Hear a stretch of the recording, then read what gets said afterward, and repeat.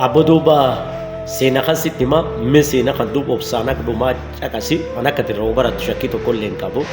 Duri duuba niiti tokko jira niitiin tuna malallee dansaa qabdi. Ollaaf reer itti fuudhaniif akkasuma mallee dhiirsaaf warri itti fuudhanillee cufaa saalfatte qabeetta nam tokkollee olejjitee ilkee kan laal ta abbaan aabbo jettu ta wasiila jettu ta haadhanaayyoo jettu ta adoo dhiirsi dhaanee arrabsee dhoffattee dhaanamteefi arrabsamteefi bultii ufii beetta jabeeffatte jaalal guddoo bareedduu ka warri kun lamaan waliin jiraachaa dhufan. Nadheen ollaa isaanii tokko duubeetta ta ceeraa fokkoon been dhageetayyo dansaa isii uf tolchanii abbaman isii beetta nama amaaf ormu akka inni ta'etti taasaanii jidduu warra kan lamaanii seenanii warri kun duuba karaa warra kanaan gargar baas barbaadee jedhan akka jaalloowwan dansaa duuba niitii tanatti dhufanii waliin oolanii waliin nyaatanii waliin dhuganii ka ammoo wanni warri fula sunitti haasawu ammeen dhiirsisiiti. Duuba warri sun akkan jedheen isii qaratti saree taate gurra keessa dhaananii arreeyyuu bitta yadhaanuu lakkisanii arreenu bara kan mirga qabdi jedhanii bultii warra jidduu seenanii warra kan duuba jecha ama ka akka summii jidduu warraatti facaasanii jidduu warraatti duuba eegi jechi akkana kun uumame warri beetta ganna dheeraa beetta nagaaf jaalalaan waliin jiraate kara gargar baasanii barbaadan.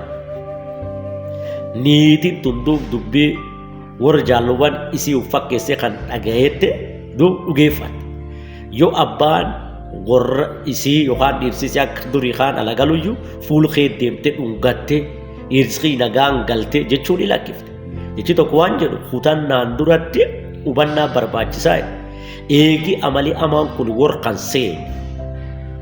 Yoo abbaan warraa wayiidhuun kasii waan dhibeettuun hayoo inni maaneedhuun beenacheettuun duuba waan kan irraan kaka'e lolii guddaan jidduu warraatti ta'ee yeroo gabaabduun dudduubatti warri kun gargar ba'ee manii warra diiga. Dubbiin duuba akka kalee hin taane akka jedhanitti niitummaan tokko warsun keessa taqarbeetta jaalloowwan dansaa of tolchitaan taa'amtu dhiirsisii taasisuuf taane dhiirsisii baratte namichi kun deebi'ee duuba niitii tan fuune. Akka jedhanitti duuba niitiin ijoolleen qaraa ta'an dhaltu qofaatti haftee niitiin tun eegee moonaa tanatti daramte ijoollee tan duuba guddoo gaargalchiti. Mana si gaafadhu har'a nama gamitti oduun warruu fi diigee ilmaan isaanii qofaatti rakkachuu jiran. Har'a nama gamitti bultii ofii diiguuf ammoo qophaa'ee jira. Ammoo ana sitti hin beektan lakki waan kan akkas hin tolchini ilmaan tante borii rakkatte akka mayaate maqaa kan kee xureessiti. Manum kan keeti sii wayya ijoollum tanteetti waliin sii wayya dhiiris kan keeti waliin sii wayya hubad kan hubatini waan kan hin tolchini. Har'a haadhimaan keetii yookaan niitiin tante har'a eessa oolu jirti beekta eenyu waliin oolti jaalluwwan isii eenyu fa'a. Mammaasii afaan faranjii tokko waan jedhu tell me your friends and I will tell you who you are. Jaalluwwan tante natti himi anammoo eenyummaa tante sitti maayi. A bird of the same feather flock together. Simpirreen koolii wal fakkaatu walumaan yaati.